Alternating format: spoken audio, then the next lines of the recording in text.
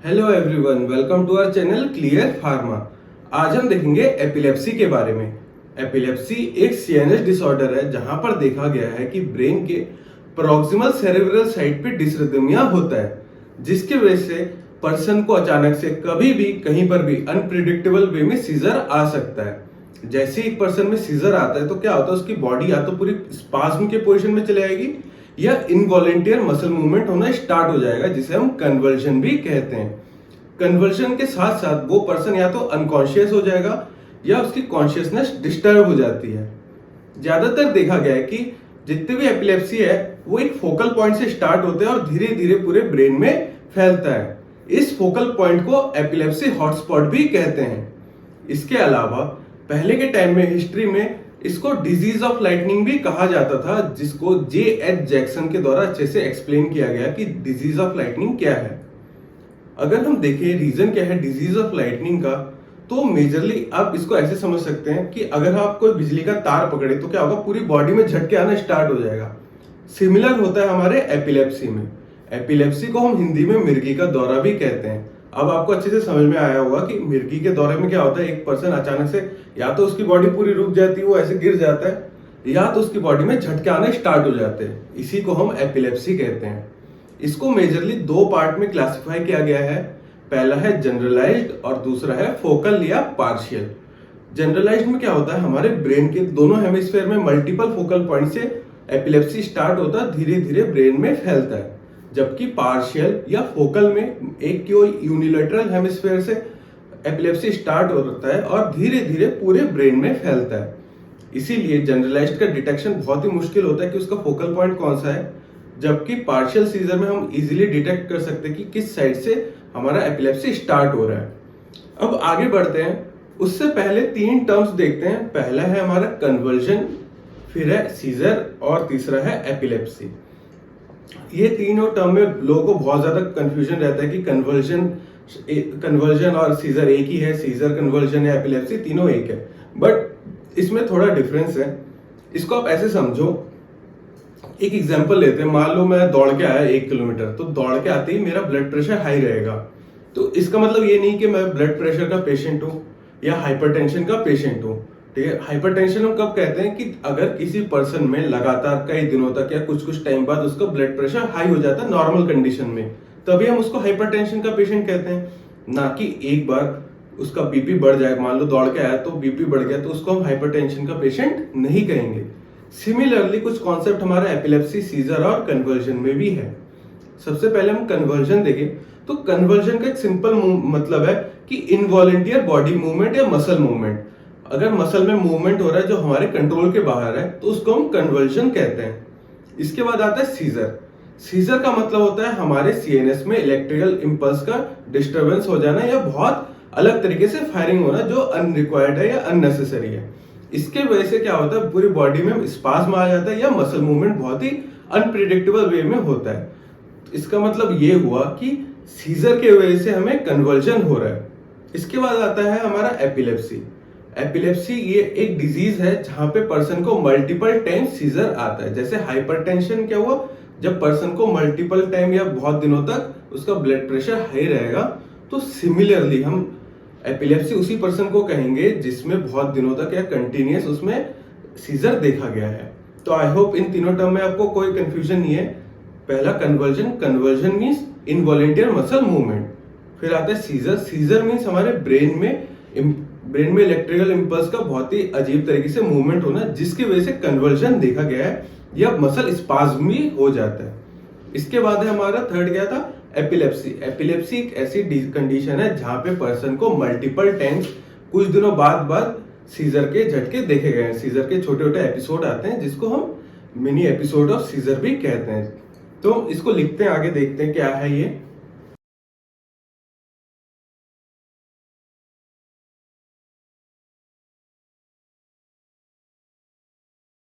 तो ये हो गया आपका एपिलेप्सी। ये एक सीएनएस डिसऑर्डर है जहां पे पैरोक्सिमल सेरेब्रल साइड पे डिसरिथमिया देखा गया है।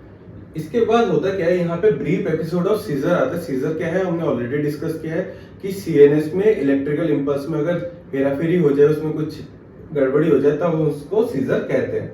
और सीजर की वजह से क्या होता है, कन्वर्जन देखा गया है या स्पाज्म भी होता है। कुछ लोग एकदम अकड़ जाते हैं तो कुछ लोग एकदम गिर के फिर उसकी बॉडी झटके में शेक होना स्टार्ट हो जाता है, जिसको कन्वर्जन कहते हैं, या पूरा मसल स्पाज्म आ जाता है। ठीक है, तो ये एक हो गया। इसके बाद ये या तो वो बेहोश हो जाएगा या उसकी कॉन्शियसनेस डिस्टर्ब हो जाती है। इनवॉलेंटियर मसल मूवमेंट हो सकता है, बहुत ही अनप्रिडिक्टेबल है और बहुत वेरिएबल है। ऐसा भी होता है कि इंसान चलते चलते अचानक से उसको सीजर के एपिसोड आना स्टार्ट हो जाए। इसके बाद एक फोकल पॉइंट से स्टार्ट होता है, पूरे ब्रेन तक फैलता है, जिसको हमने क्या कहा, वो फोकल पॉइंट को हम हॉटस्पॉट पॉइंट भी कहते हैं, सीजर हॉटस्पॉट। ये सीजर हॉटस्पॉट एक मान लो एक पॉइंट है जहां से हमारा एपिलेप्सी स्टार्ट हो रहा है, सीजर स्टार्ट हो रहा है। ठीक है, एक आपको पिक्चर डाल दूंगा जहां से आपको क्लियर आइडिया मिलेगा कि कैसा एक सिंपल पॉइंट होता है जहां से हमारा एपिलेप्सी या सीजर स्टार्ट होगा और धीरे धीरे पूरे ब्रेन तक फैल जाता है। इसके बाद हम आगे देखते हैं, फोकल पॉइंट है इसको डिजीज ऑफ लाइटनिंग भी कहा जाता था, जिसको जे.एच. जैक्सन द्वारा एक्सप्लेन किया गया था। इसके बाद हमने इसको क्लासिफाई किया है मेजरली दो पार्ट में, एक है जनरलाइज्ड और एक है पार्शियल। पार्शियल को फोकल सीजर भी कहा जाता है। जनरलाइज्ड क्या होता है, दोनों हेमिस्फेयर में हमारा कहीं से भी इलेक्ट्रिकल इंपल्स स्टार्ट हो सकता है। अगर देखिए, मान लो ये हमारा ब्रेन का हेमिस्फेयर है, ठीक है, ये दो साइड है ब्रेन के, दो हेमिस्फेयर हो गए।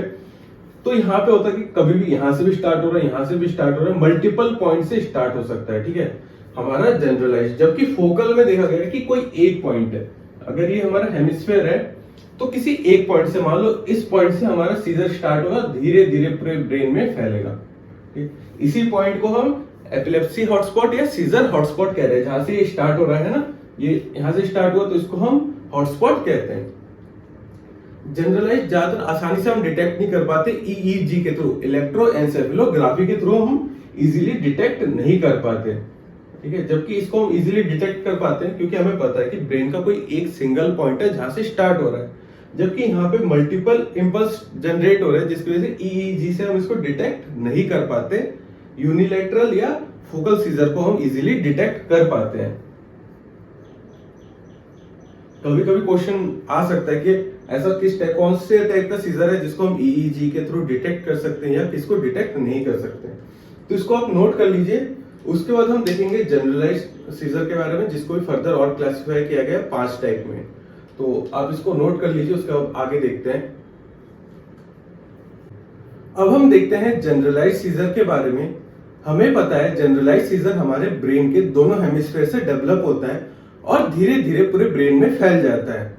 इसको मेजरली 5 टाइप में डिवाइड किया गया है। पहला है जनरलाइज्ड टोनिक क्लोनिक, फिर absent seizure, atonic seizure, myoclonic seizure और इन्फेंटाइल स्पाज्म। इसको दूसरे नामों से भी जाना जाता है, जैसे जनरलाइज्ड टोनिक क्लोनिक को ग्रैंड mal भी कहते हैं, एब्सेंट सीजर को पेटेट mal भी कहते हैं।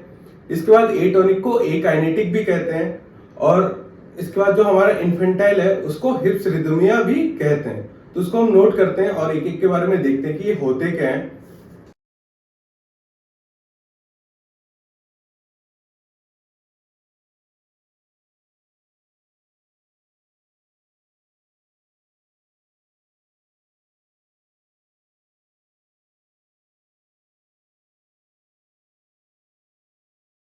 तो ये हो गया आपके जनरलाइज सीजर, इसको आप नोट कर लीजिए। उसके बाद हम एक एक करके देखते हैं कि ये होते क्या हैं। अब हम देखते हैं जनरलाइज्ड टॉनिक क्लोनिक सीजर के बारे में, जिसे ग्रैंड mal भी कहते हैं और मेजर एपिलेप्सी भी कहा जाता है।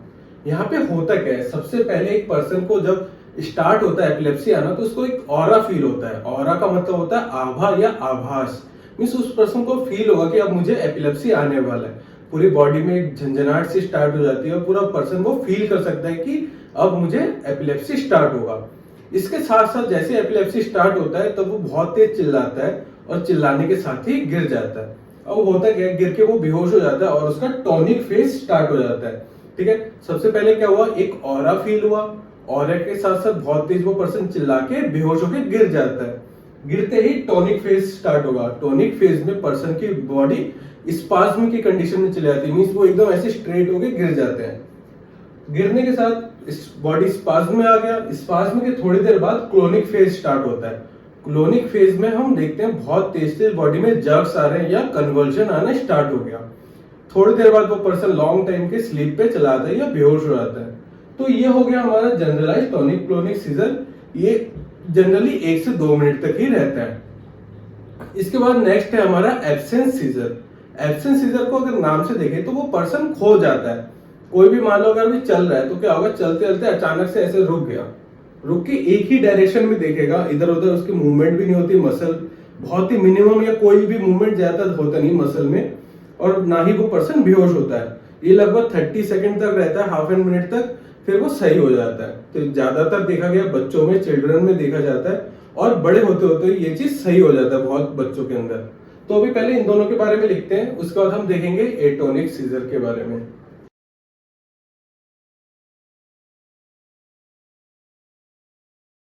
तो ये हो गया आपका जनरलाइज्ड टॉनिक क्लोनिक सीजर, जो 1 से 2 मिनट तक रहता है। सबसे पहले पर्सन में ऑरा आएगा, मींस उसको एक आभास होगा, एक फीलिंग आएगी कि मुझे भी सीजर आने वाला है। फिर वो बहुत तेज चिल्लाता है और अनकॉन्शियस होकर नीचे गिर जाता है। फिर आता है टॉनिक फेज। टॉनिक फेज में क्या होता है, मसल स्पाज्म स्टार्ट हो जाता है। उसके बाद followed by clonic phase. Muscle spasm होने के साथ साथ उस पर्सन में अब जर्क आना स्टार्ट हो जाता है, जिसको हम कन्वर्जन भी कहते हैं। और फिर लॉन्ग टाइम तक वो स्लीप में चला आता है, उसका सीएनएस पूरी तरह डिप्रेस हो जाता है। तो ये हो गया आपका जनरलाइज्ड टॉनिक क्लोनिक। इसके बाद है हमारा एब्सेंस सीजर। तो एब्सेंस सीजर ज्यादातर बच्चों में देखा गया है और 1 मिनट, 1 या आधे मिनट तक ही रहता है। जहां पे ये 1 से 2 मिनट तक है, तो ये लगभग 30 सेकंड से 1 मिनट तक ही रहता है। इसके बाद कोई भी मूवमेंट नहीं होता, जैसे हमने डिस्कस किया था, ना ही वो गिरता है। चलते चलते या अभी खड़ा है बच्चा कहीं पे, तो सडनली एक जगह स्टॉप हो जाएगा और वो एक ही तरफ स्टेयर करने लगेगा। मीन्स उसके ना आंखों में मूवमेंट होगा, ना मसल मूवमेंट होता है, एक ही तरफ देखते रहता है। फिर 30 सेकंड 1 मिनट बाद ऑटोमेटिक फिर नॉर्मल हो जाता है। कभी कभी मिनिमम जर्क हो सकता है, तो मोस्टली वैसे होता नहीं है। कोई भी मसल जर्क नहीं होगा, ना ही मिनिमम आई मूवमेंट वगैरह होता है। Multiple episode in a day, means एक दिन में वो मल्टीपल एपिसोड भी हो सकता है। कई बार दिन में 4-5 बार भी उसके साथ ऐसा हो सकता है कि वो एक जगह रुका हुआ है और वहीं पे 30 सेकंड तक रुक गया, ना ही वो मसल मूवमेंट कर रहा है, ना बात कर रहा है, ना कुछ कर रहा है। ठीक है, ये धीरे धीरे बड़े होते होते तक वो सही हो जाता है मोस्ट ऑफ द केसेस में। जब अगर उन पर्सन का ईईजी करे, मीन्स इलेक्ट्रोएंसेफेलोग्राफी किया गया, तो वहां पे देखा गया कि 3 ही साइकिल आ रहे हैं। ठीक है, उसके ब्रेन के एंसेफेलोग्राफी में ज्यादातर 3 साइकिल्स ही देखे गए। वो किस टाइप के, या तो वेव्स होंगे या स्पाइक्स होंगे। स्पाइक्स मींस जैसे ये एक सडन आ गया, ठीक है, इसको स्पाइक्स कहते हैं। एक ऐसे झटका मार के, वरना नॉर्मल वेव चलते चलते एक स्पाइक आ गया। तो ज्यादातर इसी टाइप के देखे जाते हैं, 1 सेकंड में 3 ही स्पाइक आते हैं या वेव्स आते हैं। तो इसको आप नोट कर लीजिए। उसके बाद हम आगे देखते हैं एटोनिक के बारे में। एटोनिक एपिलेप्सी क्या है। इसके बाद थर्ड है हमारा एटोनिक सीजर या एकाइनेटिक सीजर। काइनेटिक का मतलब होता है मूवमेंट, तो एकाइनेटिक जस्ट इसका ऑपोजिट होगा, जहां पे बॉडी में कोई भी मूवमेंट नहीं होता।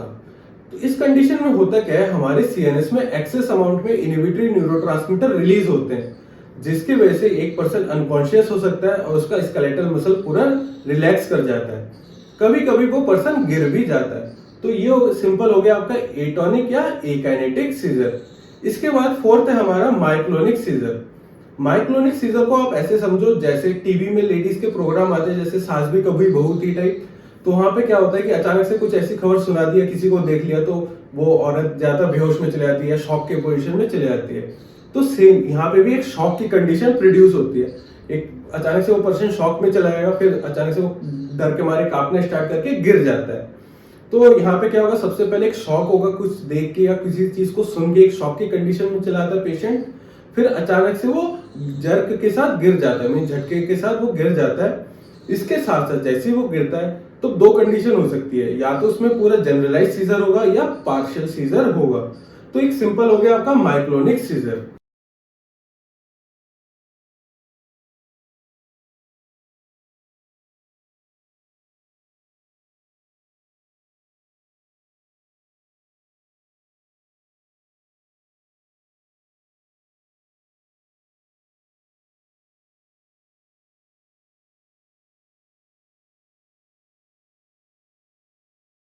तो ये हो गया आपका एटोनिक या एकाइनेटिक सीजर। यहाँ पे लॉस ऑफ कॉन्शियसनेस देखा गया है विद मसल रिलैक्सेशन। होता क्या है, हमारे सीएनएस में एक्सेस अमाउंट में इनहिबिटरी न्यूरोट्रांसमीटर रिलीज होता है, जिसकी वजह से वो पर्सन गिर भी सकता है। इसके बाद फोर्थ है हमारा माइक्लोनिक सीजर। यहाँ पे एक शॉक लाइक पोजीशन आती है, एक शॉक, जैसे कोई झटका लगे, कुछ खबर ऐसे सुन के, कि पर्सन शॉक में चला जाए। इससे होता क्या है, पहले पूरे कॉन्ट्रैक्शन आएगा मसल में, पूरा बंदा स्ट्रेट हो जाएगा एकदम, पर्सन ऐसे स्ट्रेट, फिर धीरे धीरे माइक्रोनिक जर्किंग स्टार्ट होती है। मींस पहले वो स्पाज्म की पोजीशन में आएगा, फिर धीरे धीरे उसकी बॉडी में ऐसे जर्क आना स्टार्ट होता है। अब इस जर्क के साथ क्या होता है, या तो वो पर्सन जनरलाइज सीजर में जा सकता है या पार्शियल या फोकल सीजर में जा सकता है।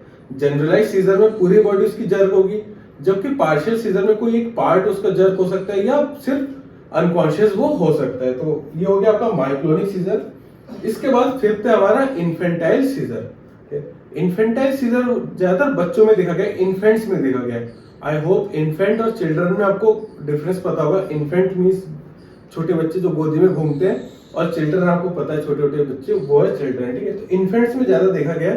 ये एपिलेप्सी का तो टाइप नहीं है, बट यहाँ पे क्या होता है, बच्चों में जो इन्फेंट्स है उसमें मसल स्पाज्म देखा गया, बहुत ही ज्यादा मसल ऐसे कॉन्ट्रैक्ट होते हैं, बच्चे एकदम स्ट्रेट हो जाते हैं, ठीक है। तो ये हो गया आपके एटोनिक, माइक्लोनिक, उसके बाद हमारा इन्फेंटाइल स्पाज्म या सीजर।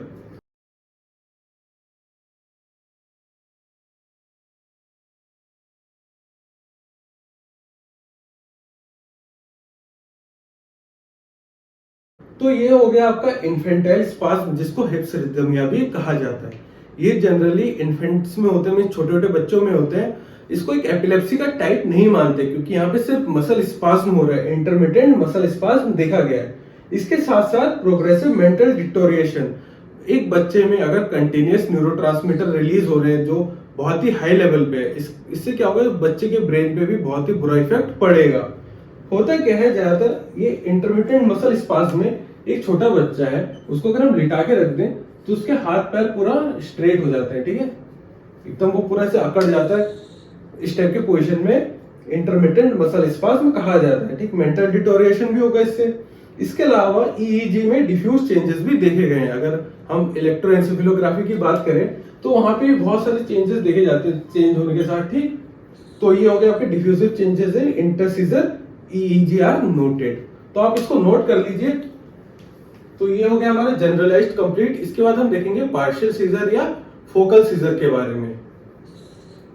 अब हम आगे देखते हैं पार्शियल सीजर या फोकल सीजर के बारे में। इसको मेजरली तीन टाइप में डिवाइड किया गया है।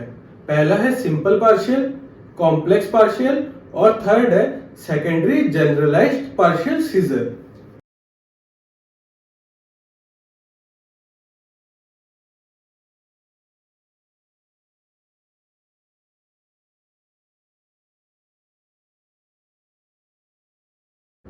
तो ये हो गया आपके पार्शियल सीजर या फोकल सीजर के टाइप।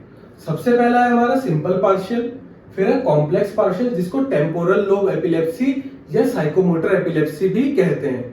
इसके बाद थर्ड है हमारा सेकेंडरीली जनरलाइज्ड। यहाँ पे होता क्या है, सबसे पहले पर्सन को या तो सिंपल पार्शियल सीजर आएगा या कॉम्प्लेक्स सीजर सामने आता है। एज अ रिजल्ट ये सीजर हमारे पूरे ब्रेन में, हमारे सीएनएस में फैल जाएगा और जनरलाइज सीजर की तरह सामने आता है। मान लो जैसे मेरे एक हाथ में अचानक से सीजर है, ठीक है, झटके आने स्टार्ट हो, फिर इससे क्या होगा, धीरे धीरे पूरी मेरी बॉडी में फैल जाएगा और एक ऑरा सा फील आएगा, फिर चिल्ला के वो पर्सन बेहोश हो जाता है और टॉनिक क्लोनिक फेज स्टार्ट हो जाता है। तो सबसे पहले हमारा सिंपल पार्शियल। सिंपल पार्शियल लगभग 30 से 90 सेकंड तक रहता है। एक पर्सन की मोनोलेटरल साइड में होता है, ठीक है, कोई पार्ट एक पर्सन का एक साइड होगा, या तो लेफ्ट साइड या राइट साइड, कभी कभी या लेफ्ट हैंड राइट हैंड या लेफ्ट लेग या राइट लेग हो सकता है। कुछ कुछ लोगों में सिर्फ सेंसरी चेंजेस भी देखे गए, जैसे पिन चुभना या कुछ धुंधला सा दिखना या कुछ अजीबोगरीब दिखना। इसके अलावा ऐसा लगता है कि कोई आवाज लगा रहा है, कोई कुछ बोल रहा है, ठीक है, ऑडिटरी डिसफंक्शन भी होता है। तो ये सब डिपेंड करता है कि हमारे ब्रेन कॉर्टेक्स का कौन सा पार्ट इन्वॉल्व है। जैसे अगर मान लेते मेरे एक साइड हो रहा है तो क्या होगा, पार्शियल में मोनो साइड में, जैसे मेरा हाथ मान लो ऐसे अचानक से झटके मारने लगे, तो ये हो गया मेरा सिंपल पार्शियल। या तो हो सकता है मेरे सर में पिन चुभने जैसी फीलिंग आए, तो उसको अगर नोट करें।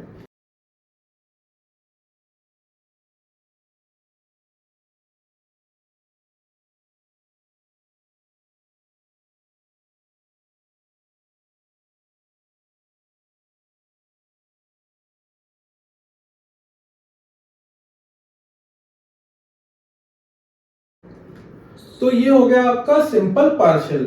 यहाँ पे क्या होता है, एक सडन यूनिलेटरल क्लोनिक जर्क देखा गया है, मींस किसी एक साइड पे हाथ पैर में सडनली ऐसे ऐसे जर्क आना स्टार्ट हो जाता है। 30 से 90 सेकंड तक रहता है। इसके अलावा क्या हो सकता है, इसके लोकल सेंसरी डिस्टरबेंस भी आते हैं, जैसे पिन का प्रिक होना, जैसे कभी लगता होगा आपको सर पे सुई चुभ रहा है, पीठ पे सुई चुभ रहा है, तो ये कुछ इसके अलग सिम्टम्स भी है।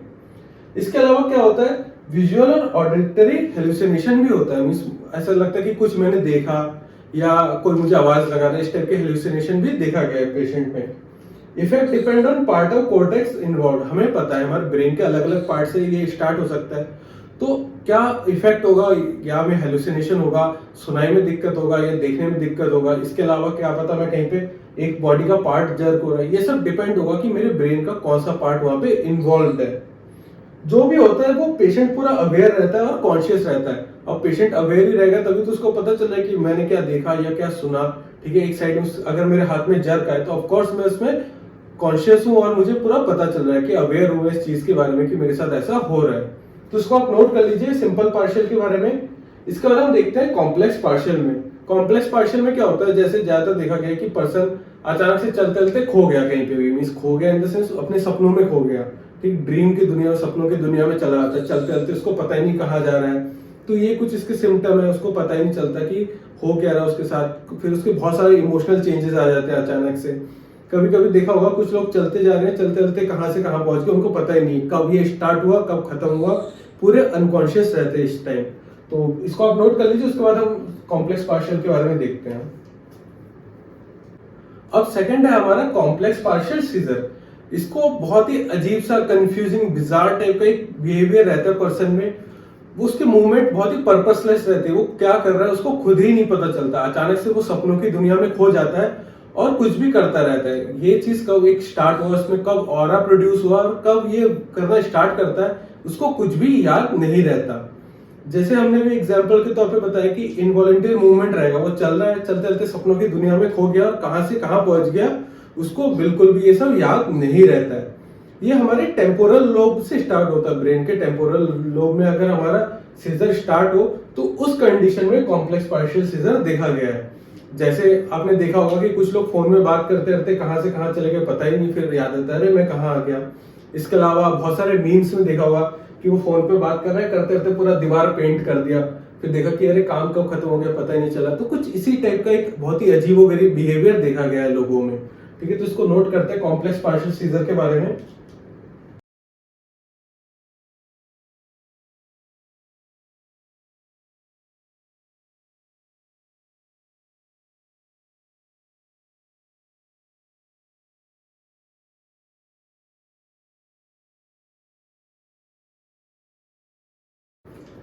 तो ये हो गया आपका कॉम्प्लेक्स पार्शियल, जहां पे अटैक बहुत ही अजीब और कंफ्यूजिंग बिहेवियर के साथ आता है। उस पर्सन को खुद ही नहीं पता कि वो क्या कर रहा है।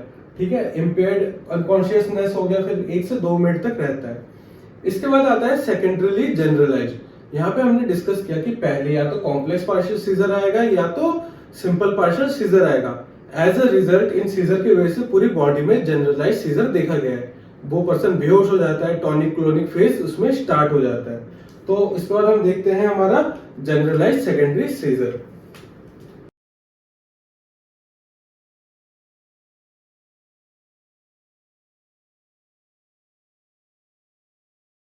तो ये हो गया आपके सेकेंडरीली जनरलाइज्ड। यहाँ पे पहले पार्शियल सीजर होता है एक पर्सन में, फिर वो धीरे धीरे डेवलप होकर पूरे सीएनएस में फैलता है और जनरलाइज सीजर की तरह सामने आता है।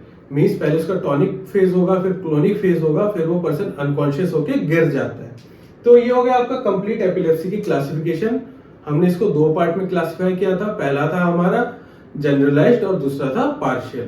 ठीक है, अब आगे बढ़ते हैं, हम देखते हैं कि क्या क्या कॉज है जिसकी वजह से एपिलेप्सी होता है। तो वैसे मोस्ट ऑफ द रीजन हमें नहीं पता। Most of the cases primary है और आइडियोपैथिक है। आइडियोपैथिक का मतलब जिसका रूट हमें नहीं पता कि किस वजह से ये होता है।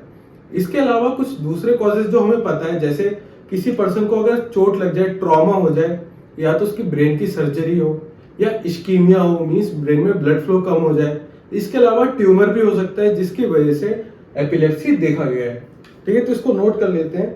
मोस्ट ऑफ द ट्रीटमेंट भी इसीलिए हमें अननोन है कि उसका रूट ही नहीं पता, इसलिए ट्रीटमेंट भी हम सिर्फ उसके सिम्टम को रिलीफ देने के लिए ही दे सकते हैं। इसका एक्चुअली अभी तक कोई जड़ से खत्म करने वाला कोई अभी तक दवाई निकला नहीं है। ट्रीटमेंट सिर्फ सिम्टोमेटिक है और सिर्फ हम उसके सिम्टम को ही कम कर सकते हैं।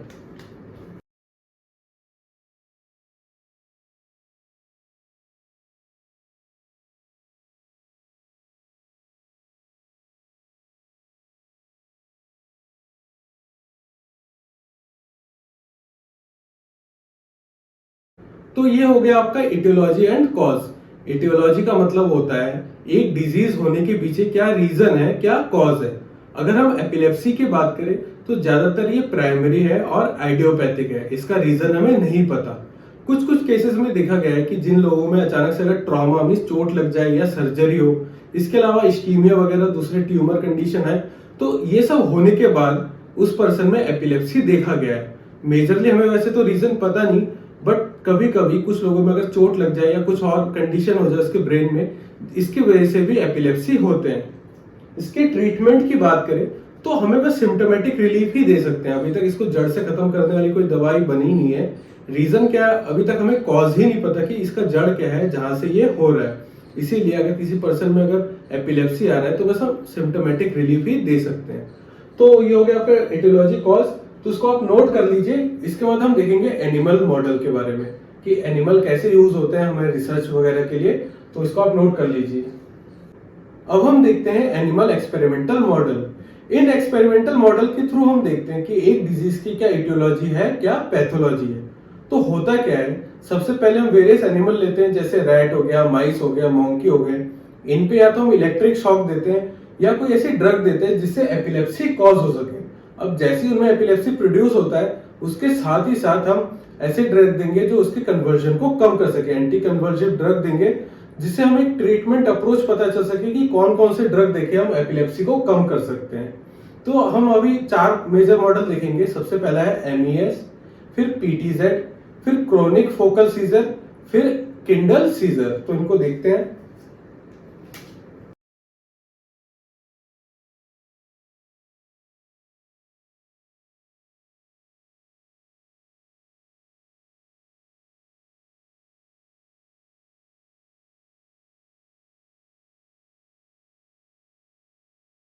तो ये हो गया हमारे एनिमल एक्सपेरिमेंटल मॉडल। सबसे पहला है एमईएस, मींस मैक्सिमम इलेक्ट्रोकन्वर्जिव सीजर या मैक्सिमल इलेक्ट्रोशॉक सीजर भी कहते हैं।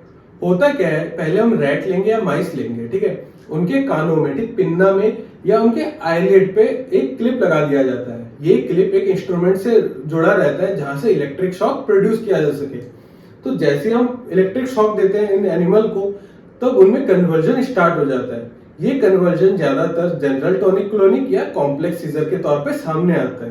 तो हम जो भी ड्रग देंगे, ठीक है, एक्सपेरिमेंटल एनिमल पे जो भी ड्रग देंगे वो इस कन्वर्जन को कम करेंगे। किस टाइप का कन्वर्जन, या तो जनरलाइज टॉनिक क्लोनिक होगा या कॉम्प्लेक्स पार्शियल सीजर के तौर पे सामने आएगा।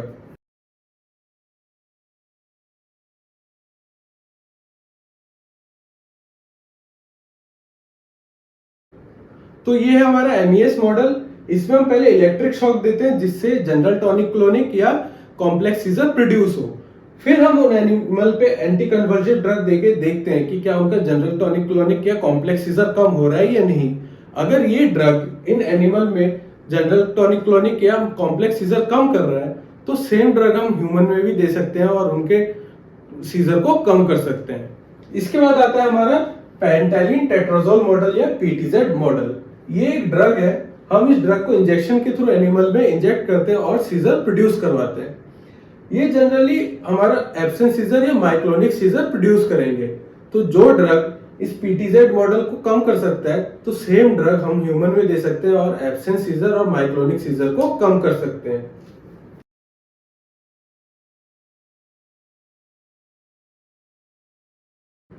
इसके बाद थर्ड है हमारा chronic focal scissor. Chronic focal scissor में क्या होता है, मोंकी के कॉर्टेक्स रीजन में, मोटर कॉर्टेक्स रीजन में एल्यूमिना क्रीम लगाया जाता है जिससे उनमें सीजर प्रोड्यूस होता है। तो इसको नोट करते हैं।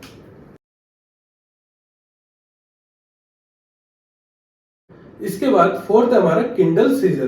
किंडल का मतलब होता है सुलगाना। जैसे हम आग से किसी चीज को सुलगा रहे हैं तो सेम किंडल का मतलब होता है किसी चीज को सुलगाना। जैसे हम मान लो जंगल में अगर एक पत्ते को जला दे तो धीरे धीरे पूरा फैल जाएगा। तो होता क्या है, इस मॉडल में हम एक नॉर्मल पर्सन को अगर ले और रोज उसको थोड़ा थोड़ा वीक इलेक्ट्रिक शॉक दे तो कुछ दिनों बाद देखा गया कि वो पर्सन ऑटोमेटिकली खुद से ही सीजर प्रोड्यूस करना स्टार्ट कर देता है। तो हुआ क्या, पहले वो नॉर्मल था पर्सन, उसको कोई भी बीमारी नहीं थी, हम शॉक दे के उसमें पहले तो एक सीजर प्रोड्यूस करवा रहे हैं और कुछ दिनों बाद उस पर्सन में सीजर एक बीमारी की तरह सामने आता है। तो इसको आप नोट कर लीजिए। उसके बाद हम किंडल सीजर के बारे में देखते हैं अच्छे से क्या है ये। अब देखते हैं किंडल सीजर के बारे में। किंडल सीजर में क्या होता है, एक एक्सपेरिमेंटल एनिमल लिया जाता है और उसके ब्रेन के एमिगडाला रीजन पे हल्का हल्का इलेक्ट्रिक शॉक दिया जाता है, जिससे हर 10 से 15 इलेक्ट्रिक शॉक देने के बाद उस एनिमल में टॉनिक क्लोनिक सीजर स्टार्ट हो जाता है। टाइम के साथ देखा गया है, लगभग 100 इलेक्ट्रिक शॉक देने के बाद देखा गया है कि वो एनिमल ऑटोमेटिकली खुद से ही सीजर प्रोड्यूस करना स्टार्ट हो चुका है। मींस अब वो एनिमल एक एपिलेप्सी का पेशेंट बन चुका है। इससे ये चीज तो समझ में आता है कि एक एपिलेप्सी खुद ब खुद हमारे ब्रेन के न्यूरॉन को डेवलप कर सकता है और रीइंफोर्स हो सकता है। तो इसको अगर हम लिखें,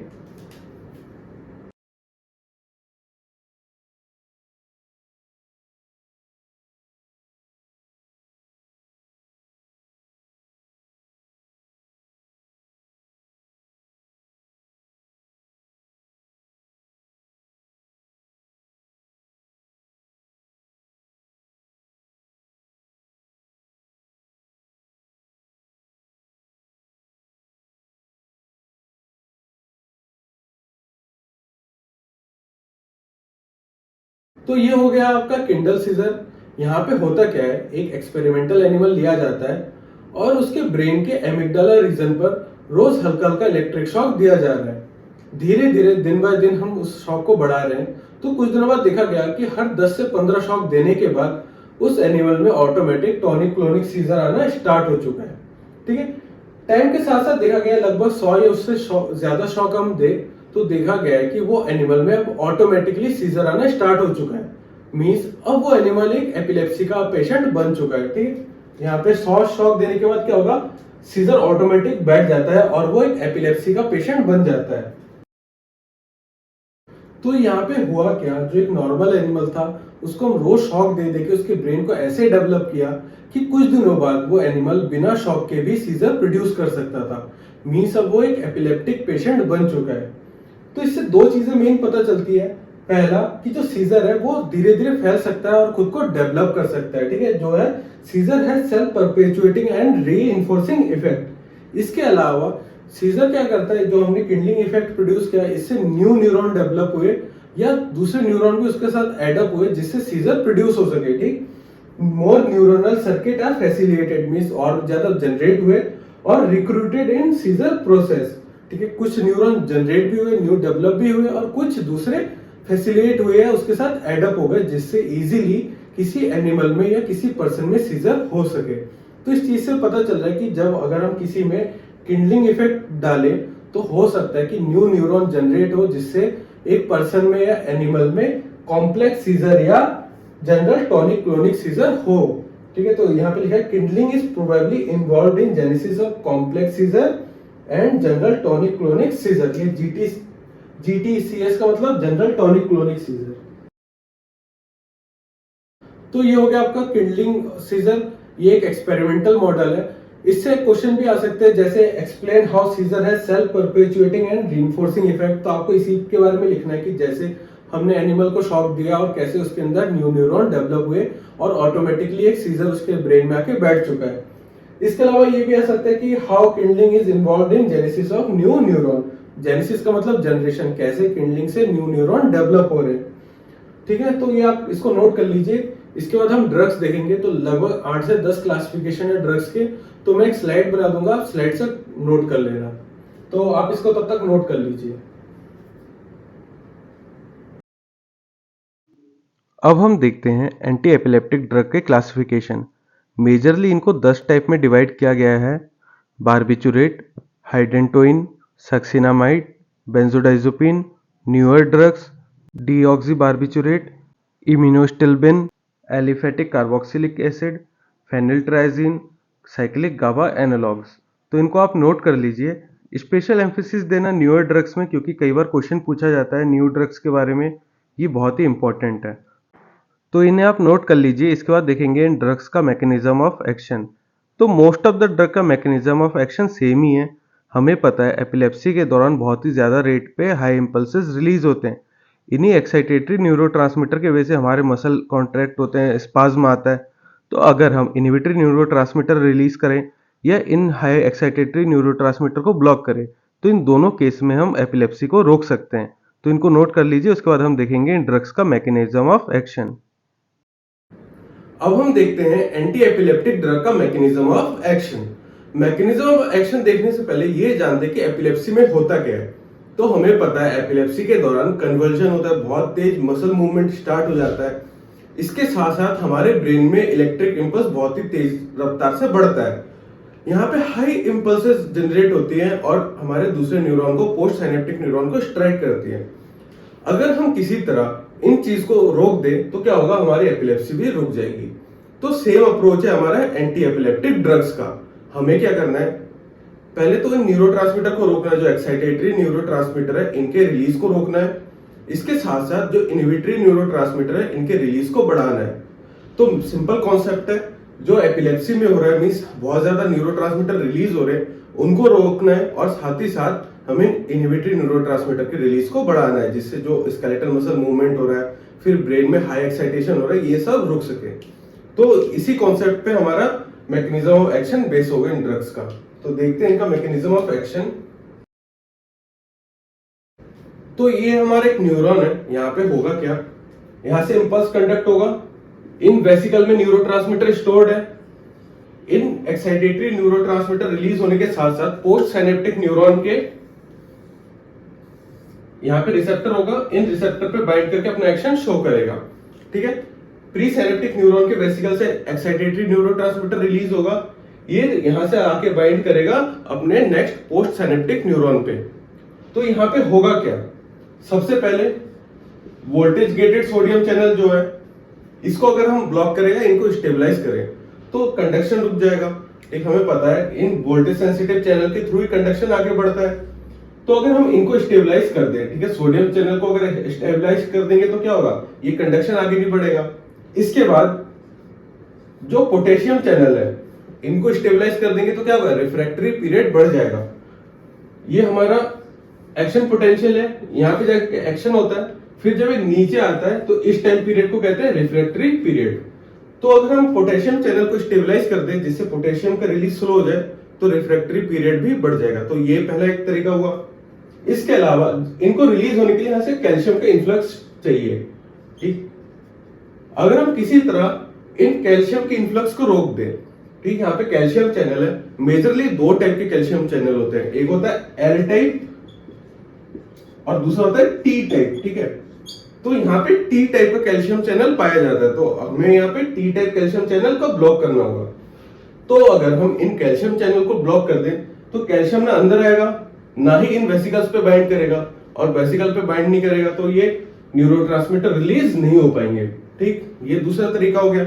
इसके बाद थर्ड क्या है, ये जो रिसेप्टर है, ठीक, ये एनएमडीए रिसेप्टर है। ग्लूटामेट किस पे बाइंड करता है, एनएमडीए रिसेप्टर पे। ठीक, एनएमडीए रिसेप्टर को अगर हम ब्लॉक कर दे, उनको एंटागोनाइज कर दे, इस केस में भी ये न्यूरोट्रांसमीटर इस पे बाइंड नहीं कर पाएगा और अपना एक्शन शो नहीं करेगा। तो थर्ड हो गया हमारा एनएमडीए रिसेप्टर। थर्ड हो गया हमारा एनएमडीए रिसेप्टर को ब्लॉक कर सकते हैं। इसके अलावा फोर्थ है, अगर हम इनहिबिटरी न्यूरोट्रांसमीटर के रिलीज को बढ़ा दे, गाबा चैनल पे जो एक्ट करते हैं उनके एक्शन को अगर बढ़ा दे तो क्या होगा, क्लोरीन का इन्फ्लक्स होगा और एक्शन पोटेंशियल की जगह हमें हाइपरपोलराइजेशन देखेंगे। ठीक है, हाइपरपोलराइजेशन के केस में भी कंडक्शन नहीं होता। तो ये चार मेथड हो गए आपके, तो इनको नोट करते हैं।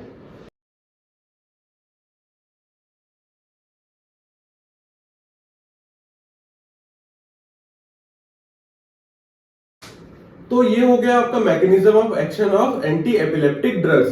तो इनको नोट कर लीजिए। इसके साथ साथ मैं एक पिक्चर डाल दूंगा जिससे आपको क्लियर आइडिया होगा कि हो क्या रहा है यहाँ पे। ठीक है, तो बेसिकली यहीं पे बस सिंपल है, हमें या तो इन चैनल को स्टेबलाइज करना है जिससे कंडक्शन आगे ना हो, इन न्यूरोट्रांसमीटर के रिलीज को रोकना है। कैसे रोक सकते हैं, कैल्शियम के इन्फ्लक्स को रोक के। इसके अलावा इन रिसेप्टर को ब्लॉक करते हैं, जहां पे ये बाइंड करेगा एक्साइटेटरी न्यूरोट्रांसमीटर, उन रिसेप्टर को ब्लॉक कर दिया। यहाँ पे कौन से रिसेप्टर होंगे, एनएमडीए। ग्लूटामेट जो एक्साइटेटरी न्यूरोट्रांसमीटर है वो एनएमडीए रिसेप्टर पे बाइंड करता है। इसके अलावा हम क्लोरीन का इन्फ्लक्स बढ़ा दे by help of GABA receptor. ठीक है, तो ये आप नोट कर लीजिए। इसके बाद हम देखते हैं फेनिटोइन के बारे में।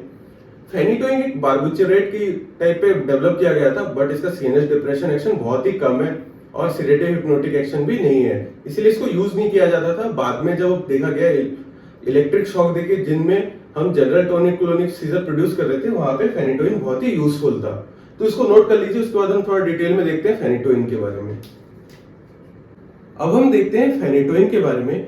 फेनिटोइन 1908 में एज बार्बिचुरेट सिंथेसाइज किया गया था, बट इसका सिडेटिव एक्शन बहुत ही कम था, इसलिए उस टाइम उसको यूज नहीं किया गया।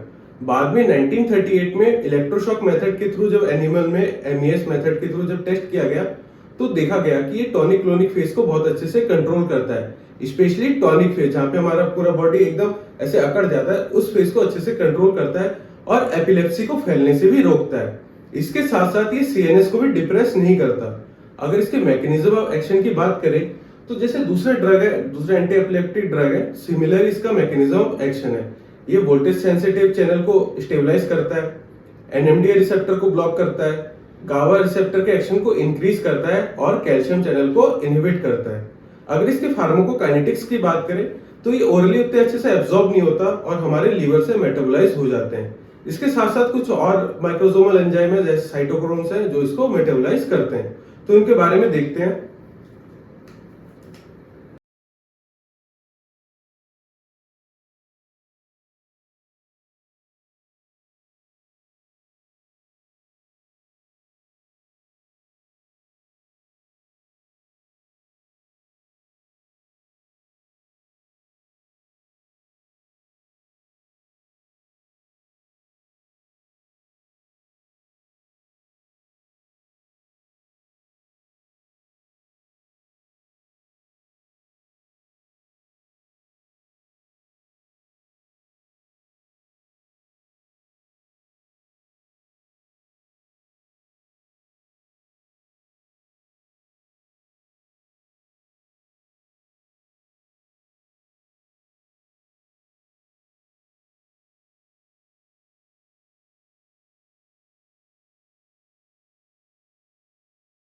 तो ये हो गया आपका फेनिटोइन। फेनिटोइन 1908 में एज बार्बिचुरेट डेवलप किया गया, बट इसका लो सेडेटिव एक्शन होने की वजह से इसको बाद में यूज नहीं किया जाता था। अगर इसके मैकेनिज्म एक्शन की बात करें, तो ये दूसरे एंटी एपिलेप्टिक ड्रग की तरह ही एक्ट करते हैं, जैसे सोडियम चैनल को स्टेबलाइज करना, फिर एनएमडी रिसेप्टर को ब्लॉक करना, ग्लूटामेट के रिलीज को रोकना, फिर हमारे गावा एक्शन को इंक्रीज करना और कैल्शियम के इन्फ्लक्स को रोकना। इसके साथ साथ यहाँ पे लिखा हुआ है कि ये सिलेक्टिवली ब्लॉक करते थे हाई फ्रीक्वेंसी न्यूरोनल फायरिंग को। इसका मतलब ये हुआ, मान लेते ये हमारा एक न्यूरॉन है, ठीक, इस न्यूरॉन में क्या होगा, हाई फ्रीक्वेंसी रिलीज का मतलब ये हुआ हर सेकंड में कंटिन्यूस 10-20-30 बार कंटिन्यूस रिलीज हो रहा है, ठीक है। फ्रीक्वेंसी का मतलब होता है एक चीज बार बार लगातार होना, उसको हम हाई फ्रीक्वेंसी कहते हैं। हमारे ब्रेन में एपिलेप्सी के टाइम हाई फ्रीक्वेंसी में न्यूरोनल फायरिंग होती है। तो होता क्या है, जब ये न्यूरोनल फायरिंग हो रही है, अगर हम इस सोडियम चैनल को स्टेबलाइज कर दें, ठीक, यहाँ पे जो सोडियम चैनल है इनको स्टेबलाइज कर दें, तो ये सिग्नल धीरे धीरे प्रोपोगेट करेगा, ये धीरे धीरे आगे बढ़ेगा। अगर सिग्नल भी स्लो आगे बढ़ रहा है तो रिलीज भी स्लो होगा, अगर रिलीज स्लो होगा तो एक्शन भी स्लो हो जाएगा। इसीलिए कहा गया है कि हाई फ्रीक्वेंसी वाले सारे स्टेबलाइज हो जाते हैं। अब ये स्लो हो गए, तो जहां पे पहले लगातार मान लो एक सेकंड में 50 बार रिलीज हो रहे थे, अब स्टेबलाइज होने के कारण एक सेकंड में एक बार या दो बार ही रिलीज हो पा रहे हैं। तो इसलिए हाई फ्रीक्वेंसी वाले सब स्टेबलाइज हो गए और जो normal as it is function कर रहे थे वो वैसे नॉर्मली ही फंक्शन करते रहते हैं। इसके बाद ये हो गया फार्माकोकाइनेटिक्स। इसका पुअर, बहुत ही ओरल सॉल्युबिलिटी बहुत कम है और एब्जॉर्प्शन बहुत कम होता है इसका।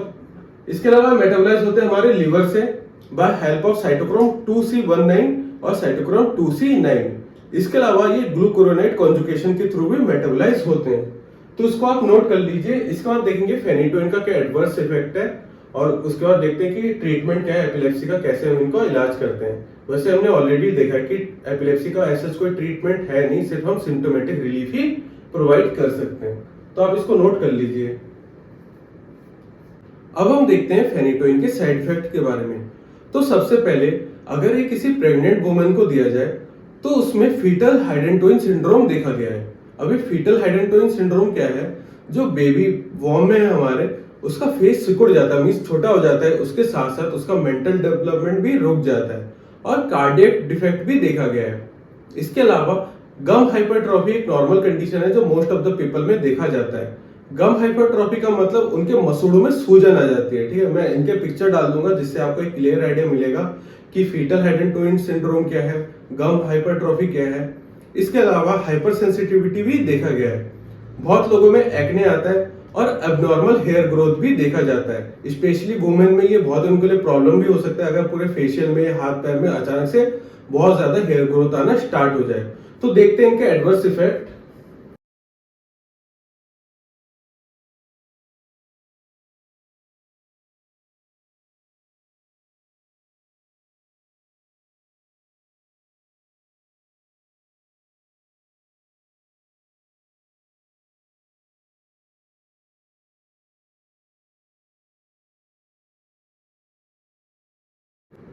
तो ये हो गया आपका फेनेटोइन का साइड इफेक्ट। गम हाइपरट्रॉफी, फिर फीटल हेड एंड टोइन सिंड्रोम। इसके अलावा हिर्सुटिज्म। हिर्सुटिज्म हम उसे कहते हैं जब अबनॉर्मल बॉडी में हेयर ग्रोथ आना स्टार्ट हो जाता है। फिर मेगालोब्लास्टिक एनीमिया। यहाँ पे होता क्या है, आरबीसी का साइज बहुत ज्यादा बढ़ जाता है, मेगा साइज का हो जाता है। इससे वो अच्छे से ऑक्सीजन कैरी नहीं कर पाता। फिर fall in BP, arrhythmia, epigastric pain. ठीक है, पेट में दर्द होता है, नोजिया, वॉमिटिंग, ये कुछ इसके साइड इफेक्ट हो गए। इसके बाद आता है इनका यूज। हमने ऑलरेडी वैसे डिस्कस किया था कि ये जनरल टॉनिक क्लोनिक फेज में बहुत अच्छे से हेल्पफुल है। पार्शियल सीजर में भी यूज किया जाता था। अब कुछ नए ड्रग है जिनकी बायो अवेलेबिलिटी अच्छी है, जिसका एडवर्स इफेक्ट कम है, वो यूज किया जाता है। फेनेटोइन का यूज अब कम हो चुका है, तो इसको आप नोट कर लीजिए। उसके बाद हम देखेंगे एपिलेप्सी का क्या ट्रीटमेंट अप्रोच है, तो उसको आप नोट कर लीजिए। अब हम देखते हैं ट्रीटमेंट ऑफ एपिलेप्सी। तो हमें पता है एपिलेप्सी का ऐसा कोई ट्रीटमेंट नहीं है, इसको जड़ से खत्म नहीं कर सकते। केवल और केवल हम इसको सिम्टोमेटिक रिलीफ प्रोवाइड कर सकते हैं।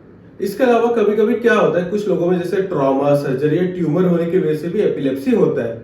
तो इन केस अगर हम इस चीज को हटा सके, इन दूसरे डिजीज का अगर हम इलाज कर सकें, तब भी उस पर्सन में एपिलेप्सी सही हो जाएगा।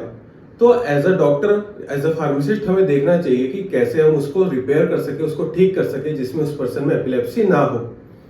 इसके अलावा देखा गया है कि अगर हम 5-6 साल तक किसी पर्सन में एपिलेप्सी को कंट्रोल करके रखें तो एपिलेप्सी लगभग गायब हो जाता है और दोबारा उसमें नहीं होता। लगभग 20 से 30% पीपल में पार्शियल एपिलेप्सी रह जाता है और कम से कम इसके अलावा कुछ 10-15% में एपिलेप्सी नहीं जाता और उनको ड्रग की जरूरत होती है। तो ये हुआ इसका ट्रीटमेंट अप्रोच, तो इनको नोट करते हैं हम।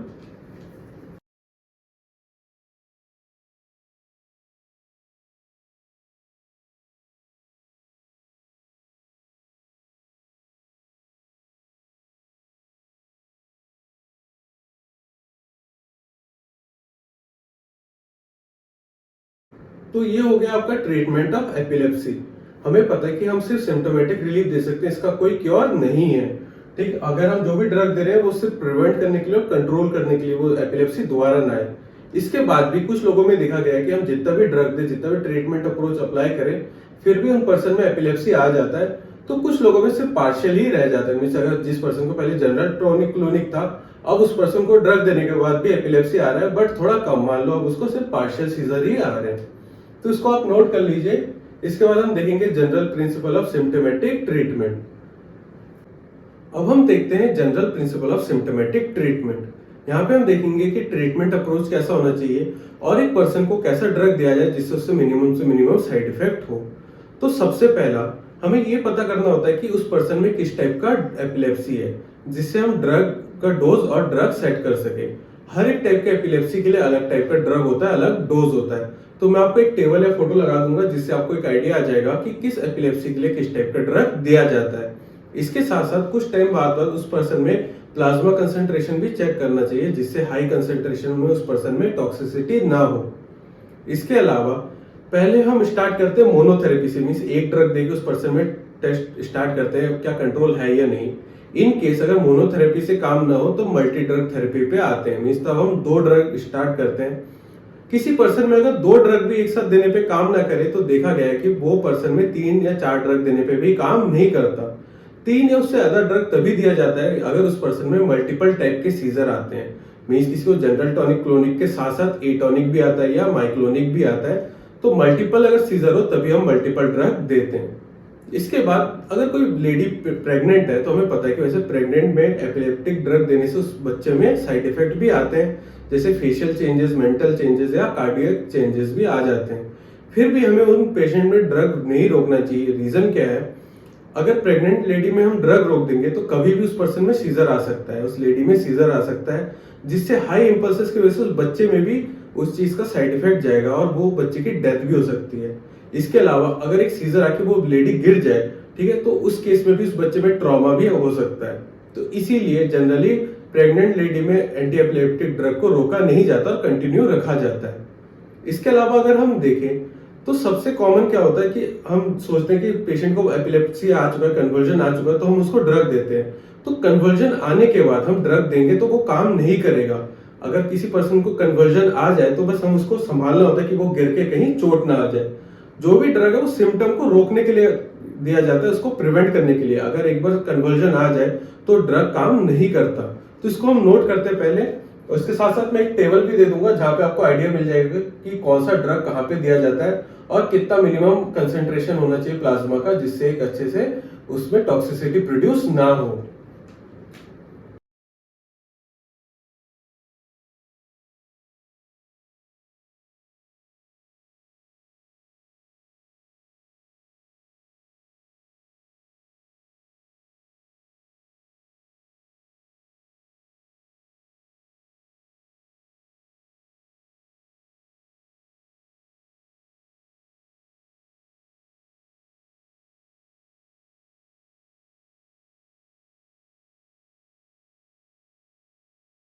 तो ये हो गया आपका general principle of symptomatic treatment. इसको आप नोट कर लीजिए। उसके बाद हम देखेंगे फेब्राइल सीजर के बारे में, इन्फेंटाइल स्पाज्म के बारे में और स्टेटस एपिलेप्सी के बारे में।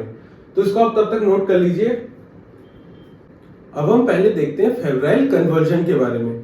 फेब्राइल कन्वर्जन में होता क्या है, जो छोटे बच्चे हैं 5 साल की उम्र के नीचे, उनमें जब भी बुखार आता है, बुखार के साथ साथ उनमें कन्वर्जन भी स्टार्ट हो जाता है। तो हमें पहले कोशिश करना होता है कि कभी उनमें बुखार ना आए। बुखार आने के साथ पैरासीटामोल दिया जाए जिससे बुखार हाथों हाथ नीचे आ जाए, और इसके साथ साथ ट्रीटमेंट के लिए डायजिपाम रेक्टल रूट के थ्रू दिया जाता है। इन केस रेक्टल रूट के थ्रू ना दे पाए या पॉसिबल ना उस टाइम, तो उन बच्चों में आईवी के थ्रू भी हम डायजिपाम दे सकते हैं। तो हमें कोशिश करना चाहिए कि जैसे बुखार आता है तो बुखार उतर जाए और डायजिपाम देके उसमें कन्वर्जन ना हो। ठीक, अगर किसी बच्चे में लगातार कन्वर्जन होगा तो ये प्रोलॉन्ग हो सकता है, वो बड़े होने के बाद में एक डिजीज बन सकता है। तो इसको नोट करते हैं हम।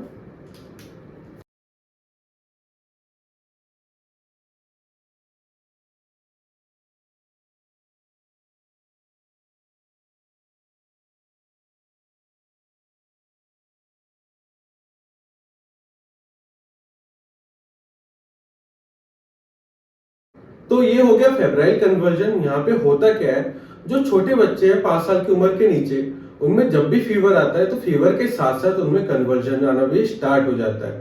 तो जितनी बार फीवर होगा उतनी बार उनमें सीजर देखा गया है। इसीलिए पैरासीटामोल दिया जाता है जिससे फीवर ना बढ़े और कन्वर्जन ना हो। तो हमें कोशिश करना चाहिए कि दोबारा से उन बच्चों में सीजर ना आए, क्योंकि कई बार देखा गया है कि जिन बच्चों में लगातार सीजर आ रहा है वो धीरे धीरे क्रोनिक रूप में डेवलप हो जाता है। मीन्स जब वो बड़े हो जाएंगे तब भी उनमें सीजर आना स्टार्ट हो जाता है। तो इसीलिए ट्रीटमेंट के लिए हम क्या देंगे, रेक्टल रूट से डायजिपाम दिया जाता है, और in case rectal route available ना हो तब हम डायजिपाम आईवी के थ्रू देते हैं। तो इसको आप नोट कर लीजिए। अब हम देखते हैं इन्फेंटाइल स्पाज्म के बारे में, जिसको हिप्सरिथमिया भी कहा जाता है। वैसे हमने इसके बारे में ऑलरेडी डिस्कस किया था। यहाँ पे होता क्या है, जो छोटे बच्चे इन्फेंट्स हैं, ठीक है, जो गोदी में घूमते हैं ऐसे, वो वाले बच्चों में देखा जाता है कि अचानक से कभी भी मसल स्पाज्म आ जाता है। मींस क्या होता है, जैसे बच्चे के सोए हुए हैं तो अचानक से एकदम ऐसे स्ट्राइक होता है उनका मसल और पूरा स्पाज्म की कंडीशन में आ जाते हैं। तो इनको एपिलेप्सी की क्राइटेरिया में नहीं रखते हैं और एंटी एपिलेप्टिक ड्रग यहाँ पे काम नहीं करते। कोई भी थेरेपी हम यहाँ पे यूज नहीं कर पाते क्योंकि सारे ट्रीटमेंट अप्रोच जनरली फेल हो जाते हैं। कुछ ड्रग जैसे डायजिपाम, वेल्पोरेट, ये थोड़ा बहुत हेल्प करते हैं बट पूरा कंप्लीट रिलीफ नहीं पहुंचाते। कॉर्टिकोस्टेरॉइड हैं जो थोड़ा इसमें रिलीफ देते हैं, बट हम लॉन्ग टाइम के लिए यूज नहीं कर सकते क्योंकि स्टेरॉइड्स के साइड इफेक्ट भी बहुत हाई हैं। तो इनको नोट करते हैं।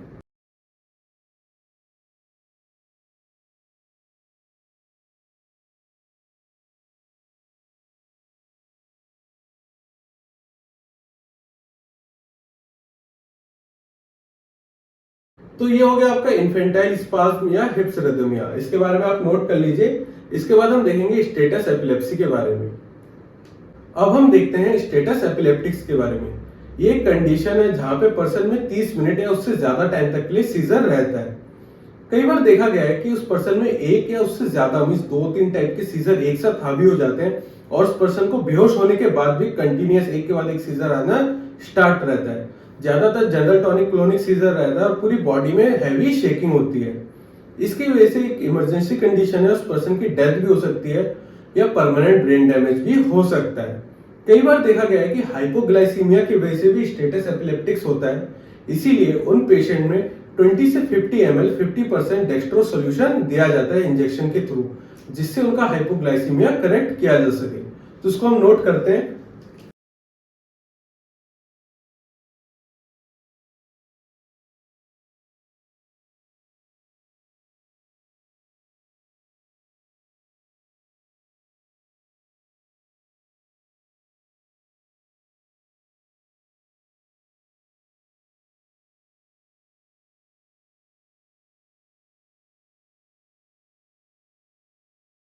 तो ये हो गया आपका स्टेटस एपिलेप्टिक्स। यहाँ पे होता क्या है, एक पर्सन में 30 मिनट या उससे ज्यादा टाइम तक के लिए भी सीजर रह सकता है। यहाँ पे देखा गया है कि एक पर्सन में 2 या उससे ज्यादा टाइप के सीजर एक साथ आके हावी हो जाते हैं और बिना होश में आए ही उसमें एक के बाद एक सीजर आना स्टार्ट हो जाता है। ज्यादातर टॉनिक क्लोनिक फेज उसमें रहता है और पूरी बॉडी में जर्किंग होता है। ये एक इमरजेंसी कंडीशन है जहां पे उसकी डेथ भी हो सकती है या परमानेंट ब्रेन डैमेज भी हो सकता है। In case status epileptics hypoglycaemia की वजह से हो तो 20 से 50 ml हम 50% डेक्स्ट्रोज सॉल्यूशन उसको आईवी के थ्रू दे सकते हैं, जिससे उसका हाइपोग्लाइसीमिया ठीक हो सके। तो उसको आप नोट कर लीजिए। उसके बाद हम देखेंगे क्या ट्रीटमेंट अप्रोच है स्टेटस एपिलेप्टिक्स का। अब हम देखते हैं स्टेटस एपिलेप्टिक्स का ट्रीटमेंट अप्रोच। तो सबसे पहले अगर वो पर्सन घर पे और अचानक से दौरा स्टार्ट हो जाए तो उसको प्रॉपर एयरवेज मेंटेन करके रखना चाहिए और वेंटिलेशन प्रोवाइड करनी चाहिए, जिससे वो एटलीस्ट अच्छे से सांस ले सके। इसके बाद आता है ड्रग्स। तो पहला ड्रग है हमारा लोराजिपाम, ये ड्रग ऑफ चॉइस भी है। इसके बाद आता है डाइजिपाम। उसके बाद आता है फॉस्फेनिटोइन। तो ये कुछ ड्रग है। इन केस जैसे फॉस्फेनिटोइन या लोराजिपाम काम ना करे तो दूसरे ड्रग जैसे मिडाजोलाम या प्रोफोल ये ड्रग दिए जाते हैं जिससे उसको कंट्रोल किया जा सके। तो इसको नोट करते हैं हम सबसे पहले।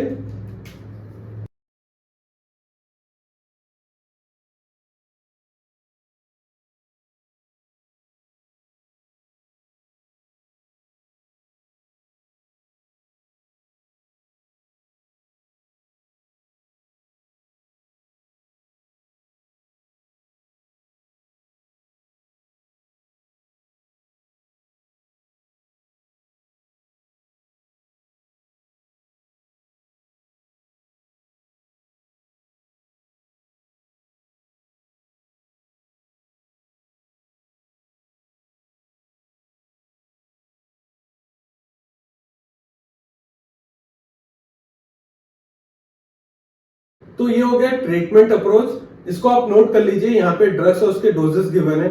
इसके साथ साथ हमने डिस्कस किया था कि कुछ ऐसे केसेस भी होते हैं जहाँ पे लोराजिपाम एंड फॉस्फेनिटोइन काम नहीं करते। तो इस केस में क्या होता है, जैसे हमने ड्रग दिया और 40 मिनट या उससे ज्यादा टाइम हो जाए फिर भी वो ड्रग काम ना करे, तो इन सब केसेस में मिडाजोलाम या प्रोपोल जैसे ड्रग्स दिए जाते हैं। तो इसको आप नोट कर लीजिए। इसी के साथ साथ हमारा एपिलेप्सी चैप्टर कंप्लीट होता है। Thank you.